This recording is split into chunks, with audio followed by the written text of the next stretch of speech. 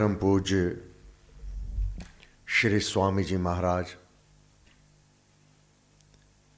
तैत्तिरीय उपनिषद में वर्णन कर रहे हैं।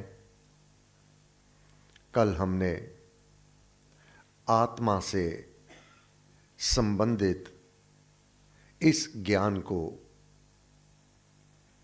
गुरु महाराज के कथन से समझने का प्रयत्न किया।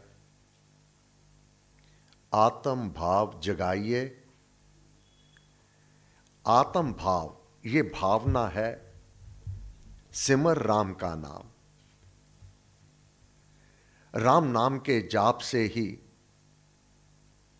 यह ज्ञान स्वतः ही साधक के भीतर प्रकाशित होने लगता है।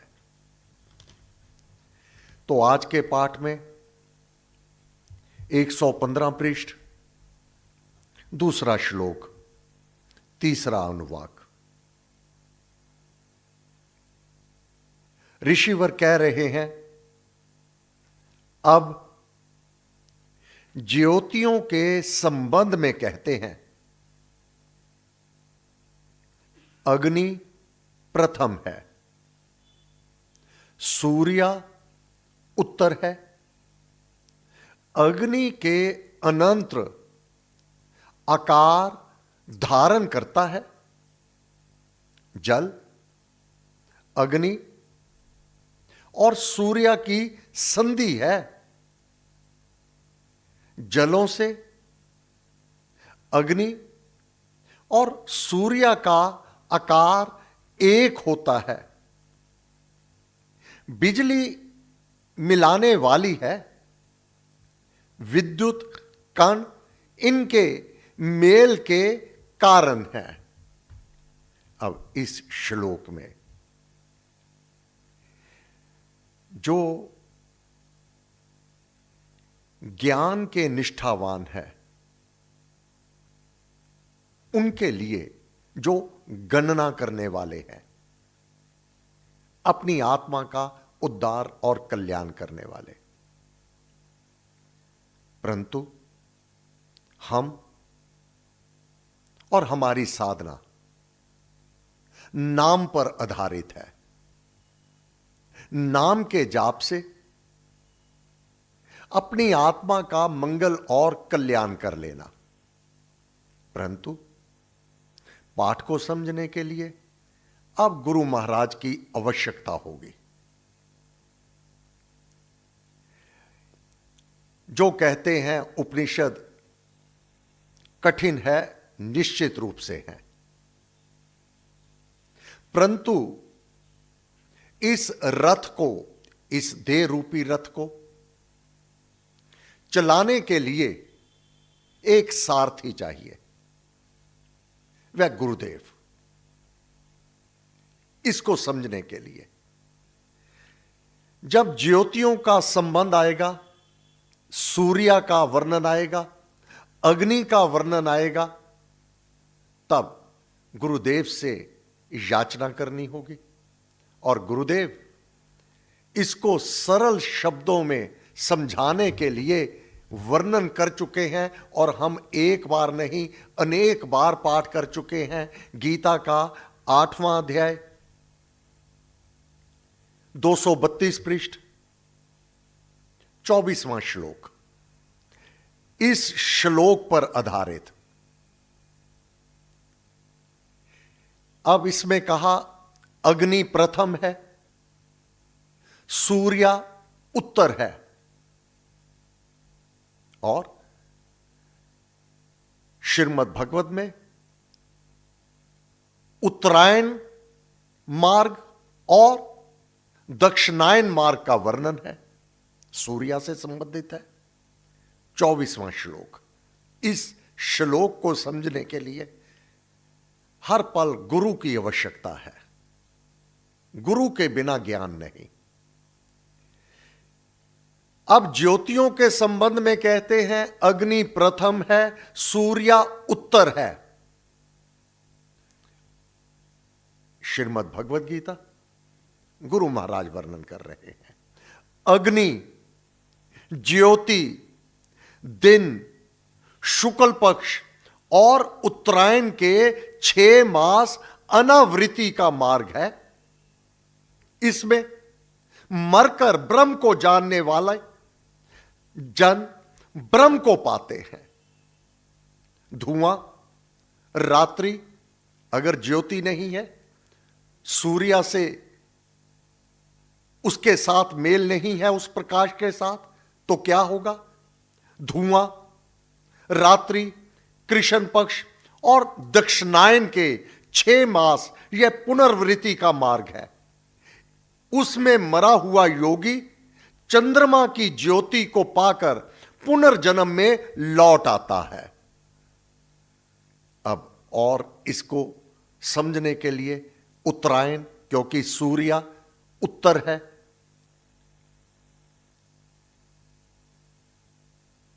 ये जो साइंस है इसमें 6 महीने तक शुक्ल पक्ष और 6 महीने तक ये उत्तरायण और दक्षिणायन मार्ग, कृष्ण पक्ष। अब इसमें मरा हुआ उसका वर्णन किया जाता है। और विचार कीजिए, भीष्म पितामह को अर्जुन ने अपने बांधों से बीन दिया। शैया, इतने बांध, 1 इंच भी इस देह में स्थान नहीं था जहां पर वान ना लगा हो। परंतु तब दक्षिणायन समय था। भीष्म पितामह ने, क्योंकि उनको इच्छा मृत्यु प्राप्त है,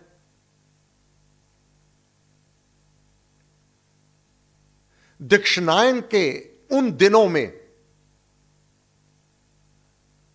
अपनी देह का त्याग नहीं किया, इंतजार किया। सूर्य उत्तरायण की ओर और उत्तरायण मार्ग पर यह उसमें प्रवेश कब करेगा? क्यों?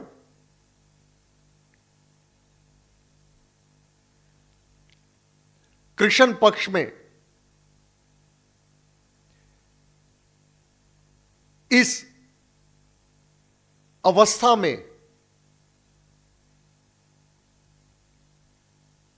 मरा हुआ योगी, योगी हैं वह, केवल चंद्रलोक तक ही रह जावेगा। अब जो गणना करने वाले हैं ना,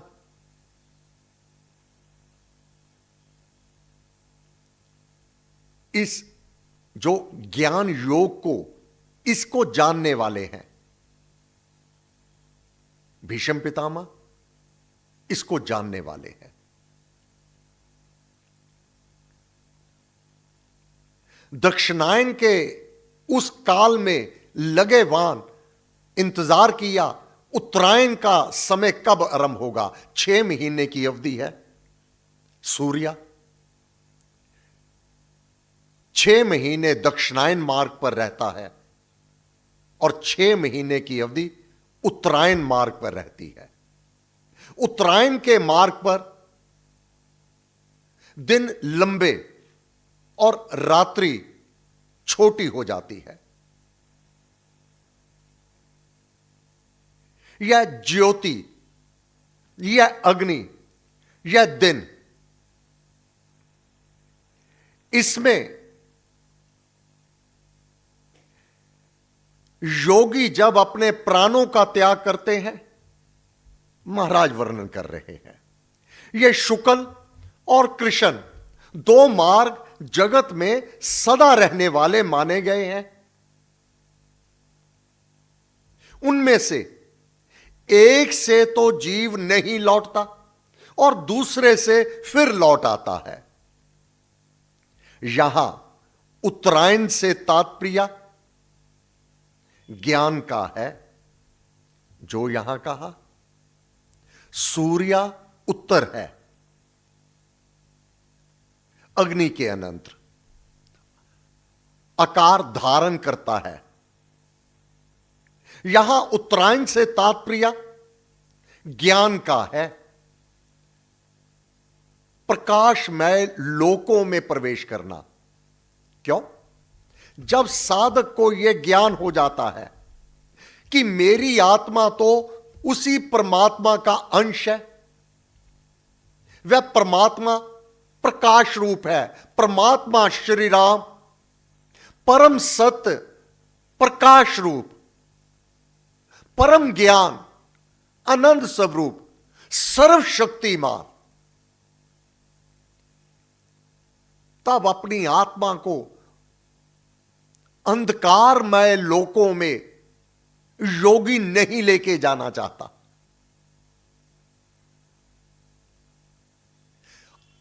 वह परमात्मा का अंश है, मेरी आत्मा, वह प्रकाश रूप है। आत्म भाव जगाइए। यह गणना करने वाले अपनी आत्मा को संबोधन करते हैं, तेरा मार्ग, तू तो जगती ज्योत है। अब ज्योति से ज्योत मिलानी है। दक्षिणायन मार्ग अंधकार का मार्ग है, रात्रि का मार्ग है। अब इस ज्योति को उस सूर्य की ज्योति में विलय करना है।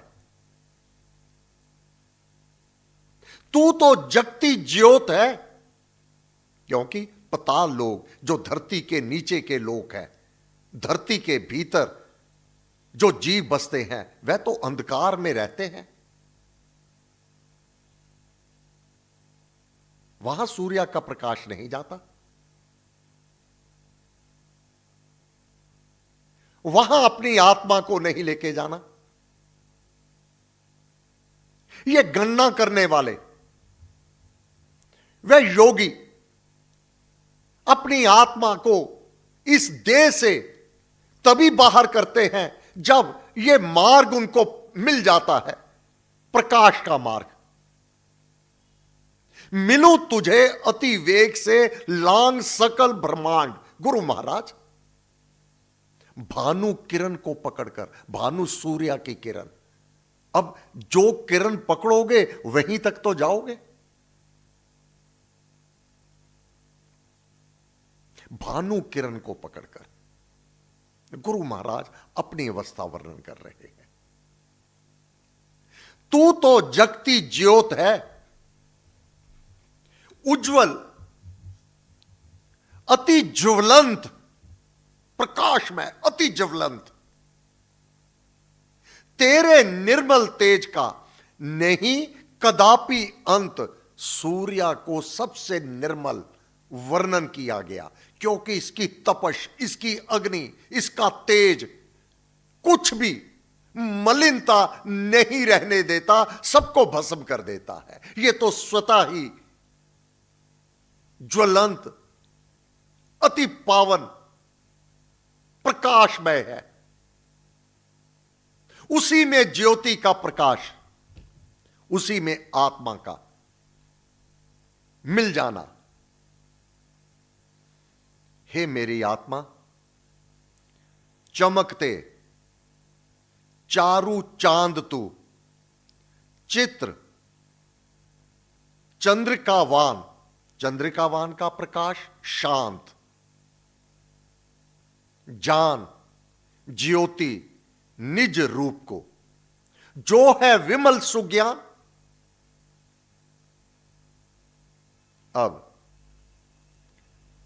आत्मा प्रकाश रूप है। जहां प्रकाश सूर्य में है, वहीं चंद्र में भी है, परंतु अंतर है बहुत ज्यादा। चंद्रलोक तक आत्मा का ले जाना उत्तम है। अगर 100 वर्ष यहां साधक इस धरती पर जीवित रहता है, तो गणना करने वाले 10,000 वर्ष तक वह उस चंद्रलोक में, सुख में, आनंदमय लोकों में विचरते हैं। जो गणना करते हैं, ज्ञान योगियों की जो निष्ठा है। परंतु पुण्य के कर्म, शुभ कर्म, उनकी जब यह खेती अवधि पूरी हो जाती है, फिर इसी लोक में आ जाते हैं, चंद्रलोक तक। यह आवागमन का चक्कर चलता रहता है। परंतु सूर्य, उस तेजो में लोक में प्रवेश करना, यह साधक के अपने हाथ में है।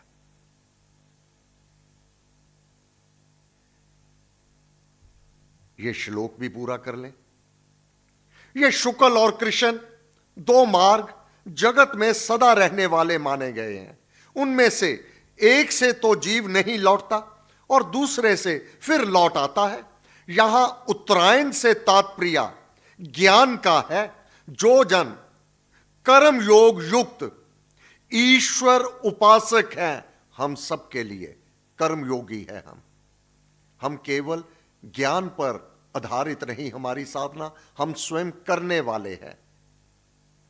अपने कर्तव्य कर्म का पालन करते हुए हमने संन्यास नहीं ले रखा, घर बार नहीं त्याग रखा, वनों में नहीं निवास है हमारा, कंदराओं में हमारा निवास नहीं है। हमारा मार्ग है कर्म योग का। जो जन कर्म योग युक्त ईश्वर उपासक है, उनको ध्यान समाधि में यदि अग्नि कुंड के दर्शन हो, दिव्य ज्योति दीख पड़े, दिन के उदय होने जैसा प्रकाश दिखने लगे, व सूर्य के दर्शन हो जाएं तथा शुक्ल पक्ष के पूर्ण चंद्र की स्वच्छ ज्योत्सना दृष्टि गोचर होती रहे और यह अवस्था 6 मास तक बनी रहे, यह उत्तरायण मार्ग। यह अवस्था अगर 6 मास अपने ध्यान में सूर्य उदय का प्रकाश उसको दिखाई देवे। अग्नि, एक साधक ने पूज्य पिता से प्रश्न किया, मुझे आकाश में अग्नि लाल